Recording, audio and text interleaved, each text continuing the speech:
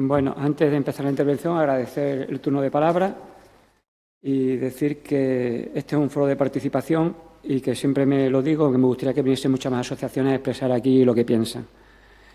Vamos a entregar una documentación, que son unas infografías que he preparado, para poder explicar mejor mi intervención.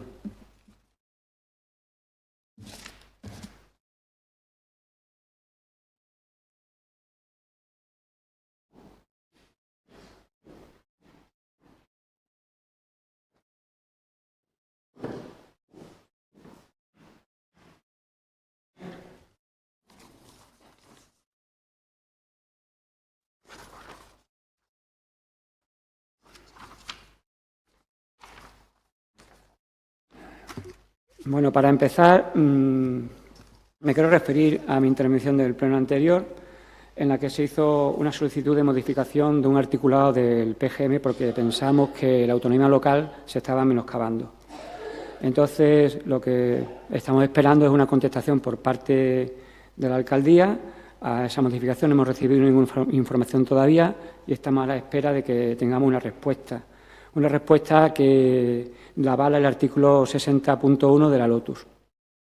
Por otro lado, también con respecto a la intervención anterior, del pleno anterior, quería comentar que se afirmó y se dijo que los técnicos tienen siempre la última palabra y pensamos que no, pensamos que los técnicos en sus dictámenes también se pueden equivocar y errar. Y eso no lo estoy diciendo yo, lo está diciendo la sentencia del Tribunal Superior de Justicia, la sentencia 254 y 253, que reafirman la denegación que hizo la Dirección General de Minas de los permisos de investigación, ampliación de Valdeflores y Valdeflores. Una denegación en la que el Tribunal Superior de Justicia de Extremadura se acogió a una alegación que hizo el propio ayuntamiento. El propio ayuntamiento dijo en esa alegación que los sondeos mineros y las calicatas eran incompatibles con el plan de urbanismo de Cáceres. En ese momento, el Tribunal Superior de Justicia acató y hizo caso de lo que le decía la alegación del ayuntamiento. También hay que decir que en el 2018 se dieron unas licencias de obra menor para hacer calicatas y sondeos de una profundidad de 350 metros. Quiere decir que estaba afectando al subsuelo. En ese momento, el PGM era competente para actuar sobre el subsuelo. Ahora, según parece, no es competente. Vemos que hay una interpretación diferente y partidaria de lo que es la interpretación de la norma. Y entonces, estamos viendo que los técnicos, cuando hacen interpretaciones, también pueden errar en las mismas. Por eso decimos que los técnicos también se equivocan. Y entrando ya en lo que me trae más en consideración y en referencia a lo que son las distancias, hay que decir que el informe jurídico que solicitó Castella Mining al Servicio Jurídico de Urbanismo sobre la incompatibilidad o compatibilidad del proyecto minero de explotación San José de Valdeflores, el último que está dentro del documento inicial y de alcance, le pedía la compatibilidad. Y los técnicos de urbanismo le dijeron que el proyecto no es incompatible con las especificaciones del PGM. Vale. En principio creemos que se están equivocando y por eso venimos aquí a expresarlo. Si nosotros cogemos el articulado del PGM y lo leemos completo y no nos quedamos solamente con parte del articulado, vemos que el artículo 3.432, con respecto a la protección a actividades industriales, nos dice no podrá emplazarse a una distancia menor de 2.000 metros de núcleos de población agrupadas más próximos o bien de los límites exteriores de suelos urbanos o urbanizables, residenciales o mixtos, de uso productivo y residenciales. Si analizamos esto, han dicho un término que quiero aclarar, que es un núcleo de población agrupada. Pues eso no lo digo yo, lo dice también otro artículo del PGM, el artículo 3.431, que dice: se entenderá por núcleo de población todo asentamiento humano esté o no expresamente autorizado por el plan. Entonces, si cogemos una de las infografías que tenemos aquí presentado, en la que aparece el planeamiento, vemos dónde está ubicada en zona azul lo que es las instalaciones mineras con sus plantas, escombreras y balsas de lodos. Vemos el túnel y aparece una palabra que pone Portanchito. En el Portanchito hay casas, hay una urbanización, al igual que en Umbría de Valdeflor y en el Cerro del Milano. Si cogemos las especificaciones de la LOTU, que dice que cuando hay riesgo de hacerse una nueva población, en un radio de 250 metros tiene que haber 4 viviendas. Si nosotros hacemos un radio de 250 metros aquí en las casas del Portanchito, vemos que hay 27. Con lo cual, claramente, es un núcleo de población agrupada. Y ese núcleo de población de las instalaciones mineras está a 50 metros de las instalaciones mineras. Hay que tenerlo en cuenta porque es que lo está diciendo el articulado, a 50 metros. Quieren hacer un túnel por debajo de 1.350 metros que tendría unas características como el túnel de Mirabete. Daros cuenta que por ahí van a pasar maquinaria industrial y camiones de alto tonelaje. Para hacerlo hay que hacer todas las explosiones, claro. Y después lo que es el yacimiento, que sigue estando en el mismo sitio, ese yacimiento estaría a unos 250 metros de estas casas, de esta urbanización. Es urbanización porque le falta rematarla, pero tiene agua, tiene suministro de luz, tiene viales y caminos públicos. Le faltaría poco para poder gestionarla.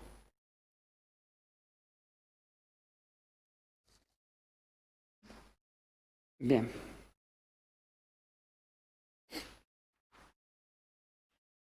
Luego, si nos fijamos en el plano, también de la planta industrial, estáis viendo que hay zonas del PGM que son urbanas consolidadas y no consolidadas, pero también hay zonas que son urbanizables.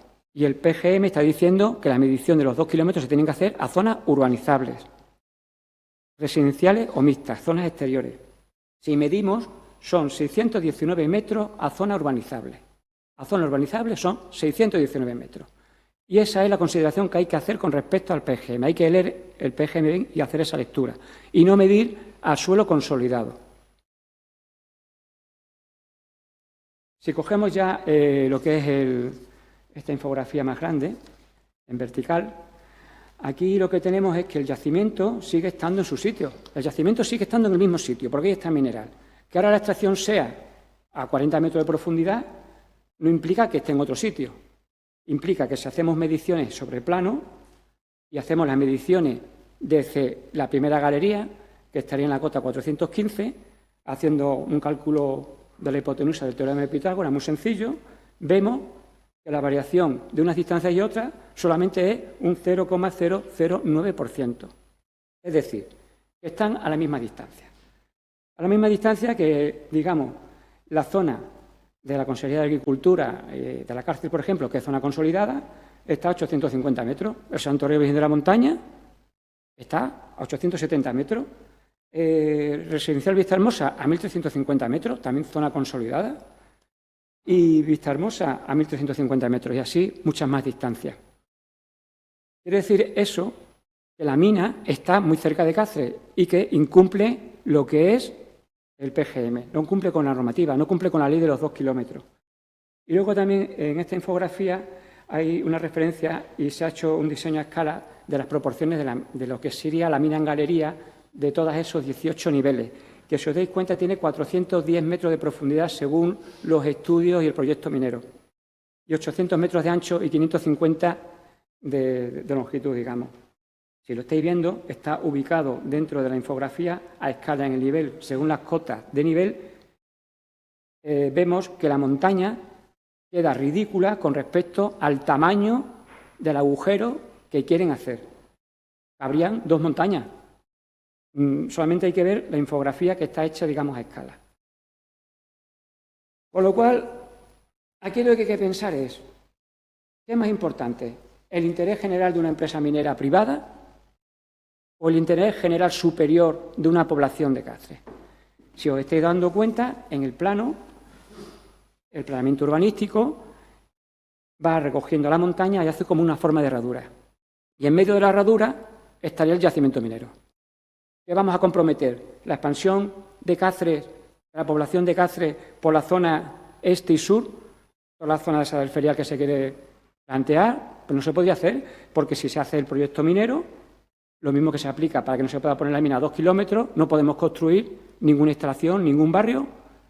Si hay una instalación minera a menos de 2 kilómetros, está prohibido. No vamos a poder expandir la ciudad. Está comprometido absolutamente lo que es el futuro de Cáceres.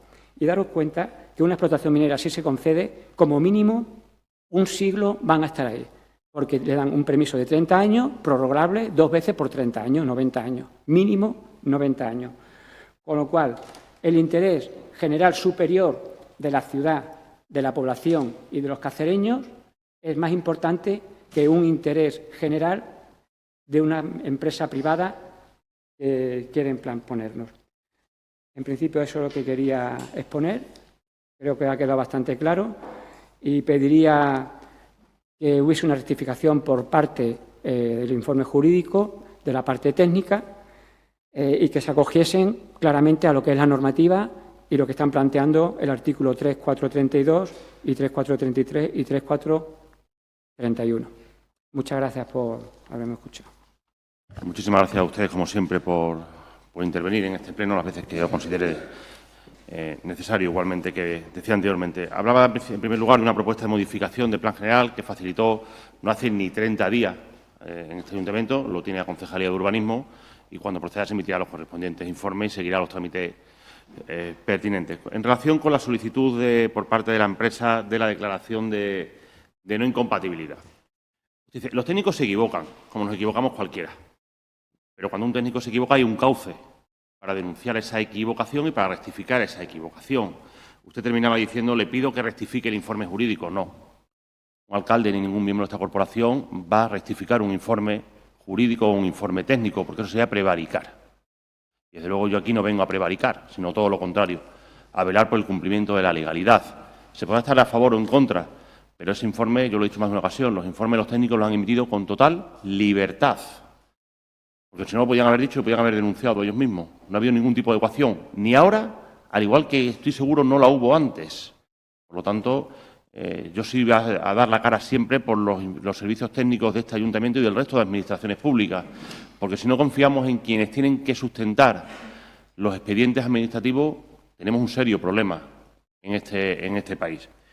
Yo le agradezco enormemente su trabajo y el de toda su asociación, porque desde luego cada vez que intervienen demuestran que hablan con conocimiento de causa y detrás de cada intervención estoy convencido que hay muchas horas de dedicación, de trabajo y de estudio para sustentar sus posiciones, lo cual siempre es de agradecer, pero deben respetar que al final los informes que sustentan cualquier expediente administrativo son los informes que emiten los funcionarios, en este caso del Ayuntamiento de Cáceres o del resto de administraciones.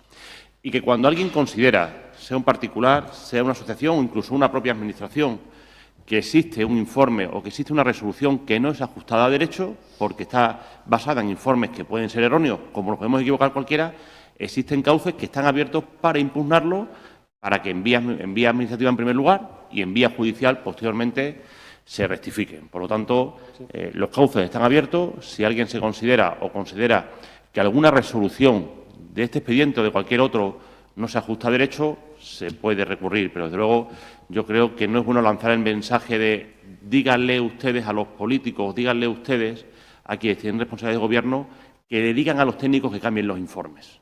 Porque sembrar esa duda sobre los informes técnicos, en este caso o cualquier otro, sería gravísimo y muy perjudicial, no solo para un expediente como este, sino para cualquier otro expediente.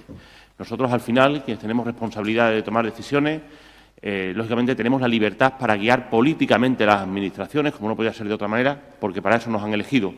Pero no tenemos libertad para modificar de forma discrecional la normativa vigente. Ustedes decían que rectifiquemos que por parte política se rectifiquen. Eso nos llevaría a la discrecionalidad, que desde luego yo no voy a caer nunca en ella, ni voy a pedir, y eso lo digo porque lo he repetido en más de una ocasión, ni voy a pedirle a un técnico en qué sentido tiene que emitir un informe. Yo acato el informe, me guste más o me guste menos. Y un informe que se ha emitido, si alguien no lo comparte, que se recurra en vía administrativa y posteriormente en vía judicial.